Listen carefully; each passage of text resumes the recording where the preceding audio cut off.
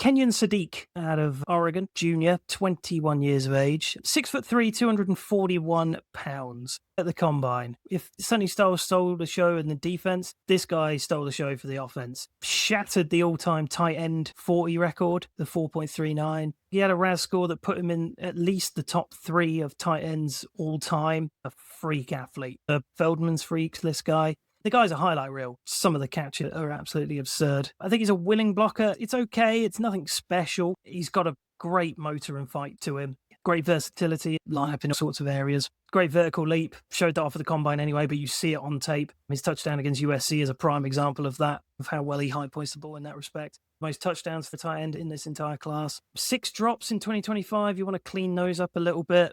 Weirdly, does have shortish arms. So, yeah, the catch radius is limited by that, although you don't see that on tape because of his athleticism. He's not hindered by that. But, yeah, short arms isn't ideal. Only 4.9 average yards after catch. I would have thought that would have been bigger. Lacks play strength and can be brought down quite easily. I would expect it to be better for an athlete of his capability. He just sits in zones a bit too often as opposed to finding open space to help Dante Moore out. It is a difficult projection for him, but I'm at value for him because I wouldn't put him in the Loveland Warren tier of last year. I think he would still be tight end 3, certainly not the Bowers tier. But if you bulk him up, then maybe the blocking will improve. But the athlete that you're getting, incredible upside. That alone makes him a first rounder, supreme athlete that could do wonders for a team that is looking for that sort of receiving threat at tight end. I thought he's an amazing athlete, and actually I really like the blocking on tape. I think the blocking's great. You're looking at an athletic catch move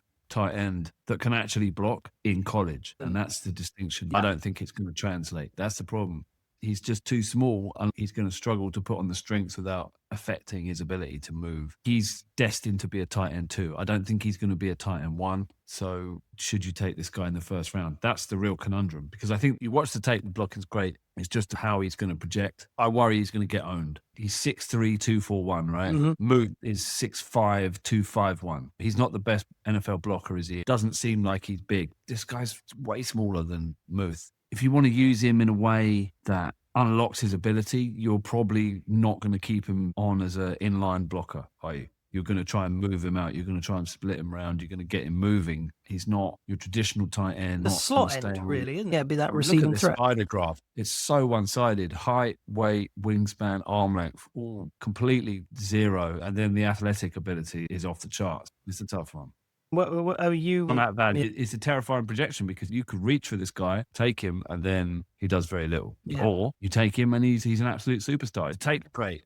In college, he's a fantastic college tight end. But will it project? That's the question. Athleticism alone is first round worthy. The kind of tight end that's going to help you in the red zone or between the 20s? I think between the 20s. I don't think he's going to be a red zone weapon. He does have a good leap on him, and I think you could find him in back corners of the end zone. So isn't that going to be nullified at the NFL? That's the key. That's the thing, isn't it? Yeah.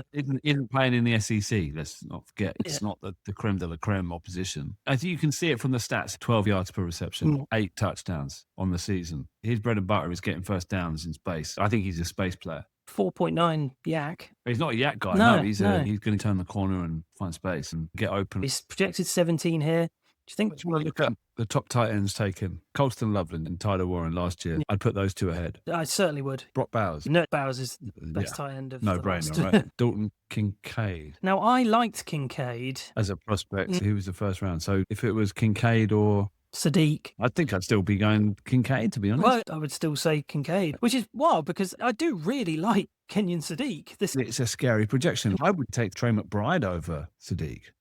Carl Pitts, we would have taken Carl Pitts over Sadik. Right? Yeah. So we're going back for 6 years. Man, should we have really thought about the Carl Pitts? No, as a prospect. Yeah, it was absolutely awesome. Elite. 2020. Cole Kmet was the top tight end. He wasn't the athlete that Sadik is. So in 2020, we'd have been having a strong conversation about who was top tight end out of Sadik and Cole Kmet. But that's a useful exercise because it shows you that I don't think Sadik is that top tier of prospect. Eli Stowers of Vanderbilt, 6'4", 239. Transferred from quarterback. Y-stick seam guy. The power ball up the hashes. I thought he did that really well. Good balance, good body control. good at finding open grass when the play breaks down. And that's a plus. I think he has that ability from being a quarterback to thinking like a quarterback to helping his quarterback out. There's that split second where the play has died and everyone goes, oh, okay, let's get open because this hasn't worked. He's open. He's already moved. He's found open space. He's great at that. That's a plus skill. When he turns the corner around the line, opens up with speed really well. Funnily enough, looks like a quarterback who is taking off from a crashing pocket. Maybe that's not a coincidence because that's what he is. Decent hands,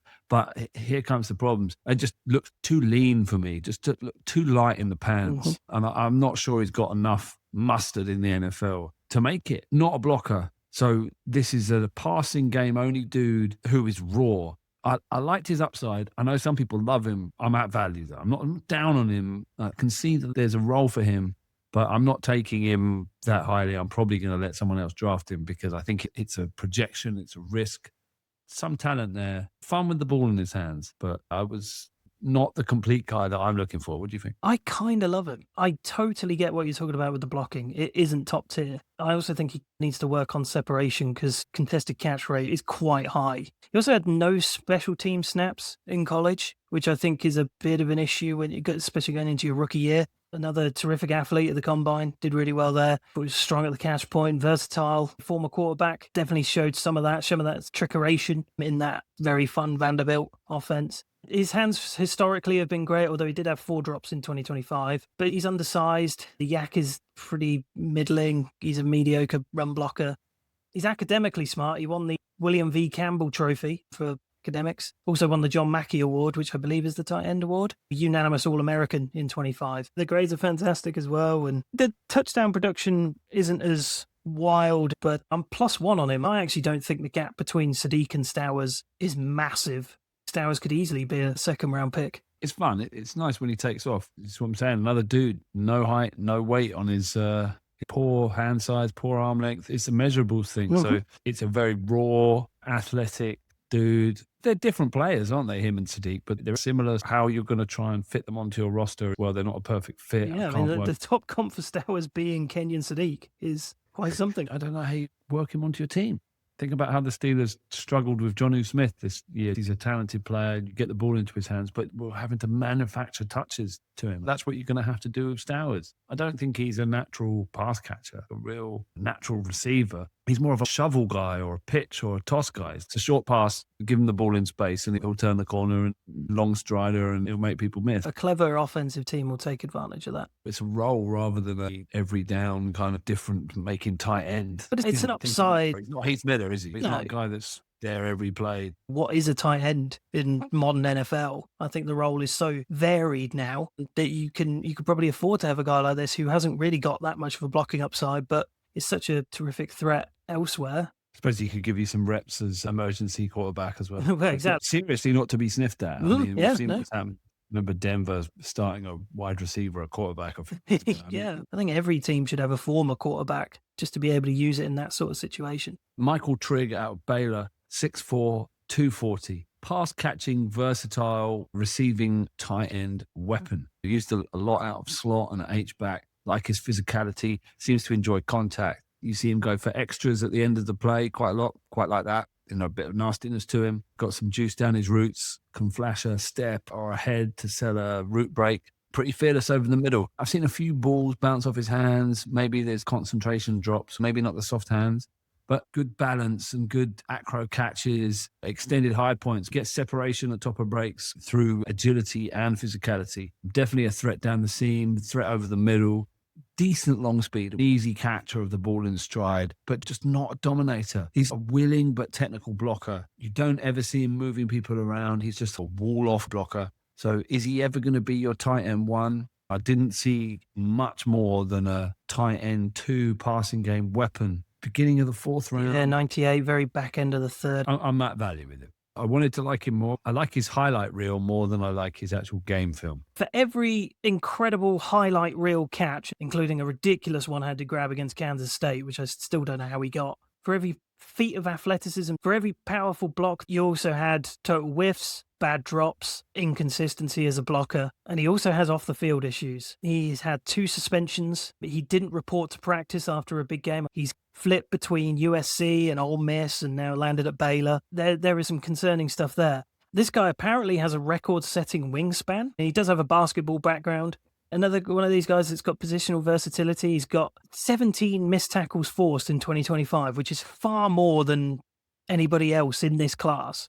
Got 6 touchdowns this year and definitely was a valuable weapon for Sawyer Robertson in that Baylor offense. But he's going to be 24 when the season starts. 7 drops in 2025. Inconsistent blocker. The blocking was awful in the tape I saw against Cincinnati. His motor runs hot and cold. For every good trait that Michael Trigg has, there just feels like there's something that takes off of it. He is a roller coaster. If you can get all the good bits of Trigg and take out the bad bits, what a hell of a weapon you could have. But he's so volatile, but really fun. I'm on the fence with this one. I'm at value. What are there off-field things? Yeah, so the team discipline issues was why he's suspended.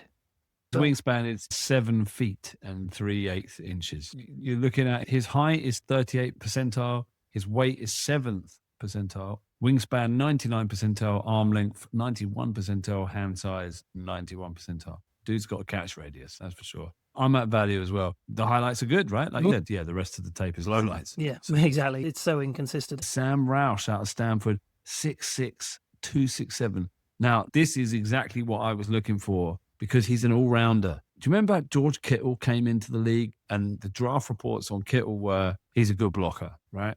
I think if your tight end comes in with that kind of attitude, but yet you've seen the body control, you've seen that he puts his body on the line for catches, you've seen some nice hands. I like that from Roush. He's a blocker that can contribute in the pass game. Concern? Very short arms, 1 percentile short arms, but he's still a handful. You see him moving people around in the blocking game. Decent pass protection, not just run blocking, but pass protection. Good angles. He knows football. Not the flashiest of dudes, but plays with a nice edge. And while blocking is the strongest part of his game, brings an all-round versatility that means he will stay on the field. Sam Roush, Red Star. Red Star! I really like him. Really, really like him. What I read, I think it was like 5th percentile arms, but he had a 96th percentile vert at the combine, which is, I mean, he's 6'6", so obviously that helps. He had a 9.9 relative athletic score. 9.99 relative athletic score out of the combine. He was right up there with Sadik in terms of athletic performance. Absolutely fantastic. Height and size is great. Terrific height with T-Rex arms, but great blocking upside, hits hard, love that. Fluid mover, little jinks and jives in there. The receiving production, he had 2 touchdowns to 7 drops in 2025. That's not ideal. And the catch radius is obviously limited, even though he's a tremendous athlete. Those arm issues can affect his blocking at times. I think you just get somebody who gets the best out of him. I'm +1 on him as well. I'm +1 on him. I'll tell you what I like about him. I like in his blocking that he gets downfield, he gets his hands on a guy, he widens his base, and he just walls him off, takes him out of the play. And he's big. He's quite big. He's 6'6". This is more what I'm talking about. If Sadik had this frame, we'd be talking much higher about him. You need your tight end to be this big just to be able to take on people. He's a tough, mean, physical threat. This dude is perfect for the Steelers. Can't pick in the 3rd round or something. Yeah, we've got 3 picks at the back end of that 3rd round currently. I wouldn't mind spending that on Roush.